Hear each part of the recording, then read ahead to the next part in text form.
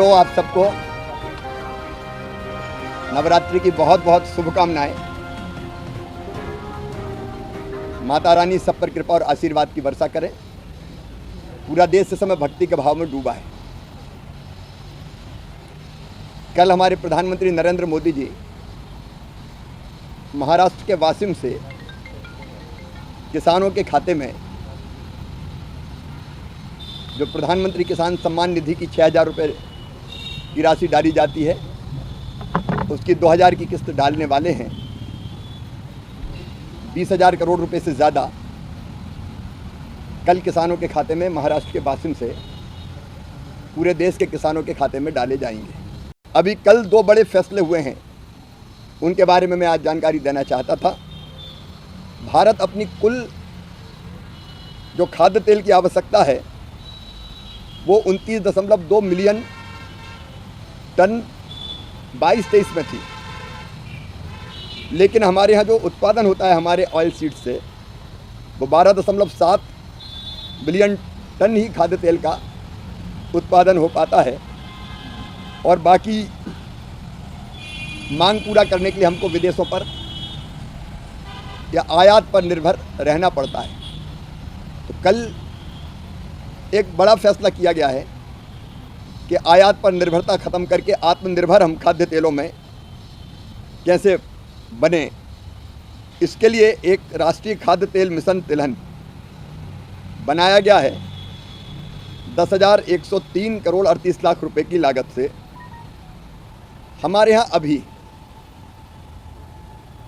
जो oil seeds हैं उनका उत्पादन काफ़ी कम है, और इसलिए उन्नत बीज किसानों को ICAR ये बीज बनाएगा, ब्रीडर सीड। उससे सर्टिफाइड सीड, फाउंडेशन सीड, फिर सर्टिफाइड सीड बना के किसानों को फ्री में उपलब्ध कराए जाएंगे। 600 क्लस्टर इसके लिए पूरे देश में बनाए जाएंगे। 347 जिले के 21 राज्यों में जहाँ भी ऑयल सीड्स का उत्पादन होता है उन राज्यों को विशेष रूप से लिया गया है।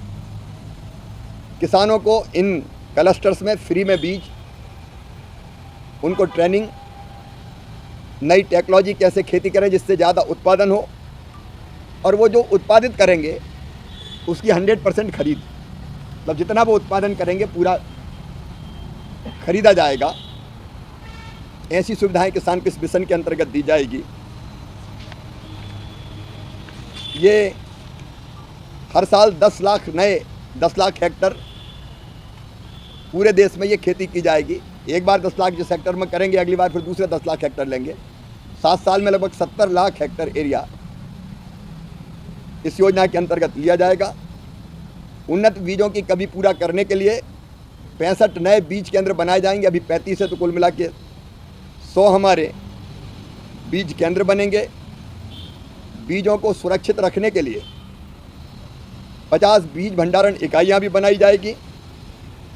और उन राज्यों पर हम ज़्यादा ध्यान दे रहे हैं जहाँ केवल एक फसल लेते हैं खरीफ की, जैसे धान खरीफ की हो गई तो बाद में खेत खाली छोड़ देते हैं, लेकिन उनमें नमी इतनी रहती है कि धान के बाद ये फसलें ली जा सकती है।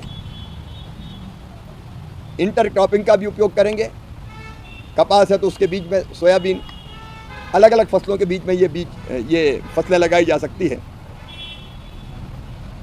और पूरी खरीद किसानों से करेंगे। एक बड़ा फैसला ये कल हुआ है, और कल और 1 लाख करोड़ रुपए की एक योजना को कैबिनेट ने मंजूरी दी है जो किसानों के हित में है और हमारे खाद्य सुरक्षा को भी सुरक्षित करेगी।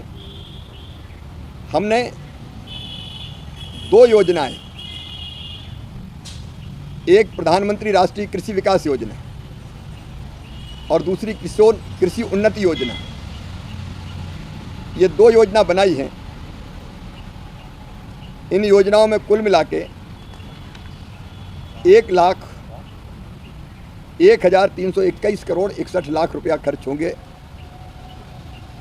इन योजनाओं में मृदा स्वास्थ्य प्रबंधन, वर्षा आधारित क्षेत्र का विकास, कृषि वानिकी, परंपरागत कृषि को बढ़ावा देना, फसल अवशेष प्रबंधन, कृषि का यंत्रीकरण, पर drop more crop, crop diversification, फसल विविधीकरण, कृषि के स्टार्टअप्स के लिए निधि, ये सब चीज़ें प्रधानमंत्री राष्ट्रीय कृषि विकास योजना के अंतर्गत और कृषि उन्नति योजना में जो विशेष रूप से खाद्य सुरक्षा सुनिश्चित करेगी देश की, राष्ट्रीय खाद्य सुरक्षा और पोषण मिशन, राष्ट्रीय खाद्य तेल मिशन, अभी एक मैंने जो जिक्र किया राष्ट्रीय खाद्य तेल मिशन तिलहन, वो भी इसी में आएगा। एकीकृत बागवानी विकास मिशन, कृषि विस्तार पर उप मिशन, NER के लिए जैविक मूल्य श्रृंखला विकास मिशन और कृषि विपणन के लिए एकीकृत योजना, डिजिटल कृषि मिशन और कृषि जनगणना, अर्थशास्त्र और सांख्यिकी, इस पर एकीकृत योजनाएं बनेंगी। इन योजनाओं को बहुत लचीला रखा गया है।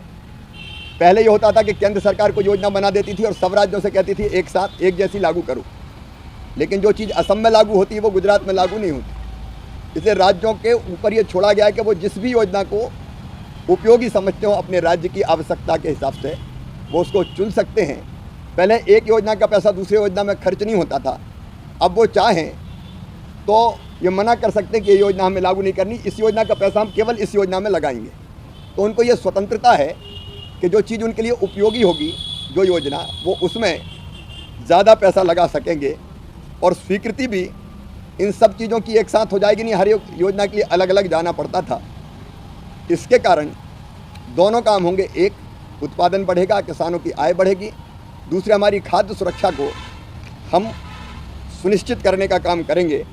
क्योंकि कल ही ये फैसला कैबिनेट ने किया तो मुझे लगा कि विस्तार से, बहुत विस्तार में तो मैं नहीं गया, लेकिन कम से कम किसानों तक ये बात पहुँचे कि ये योजनाएं हमारे लिए लागू की गई है।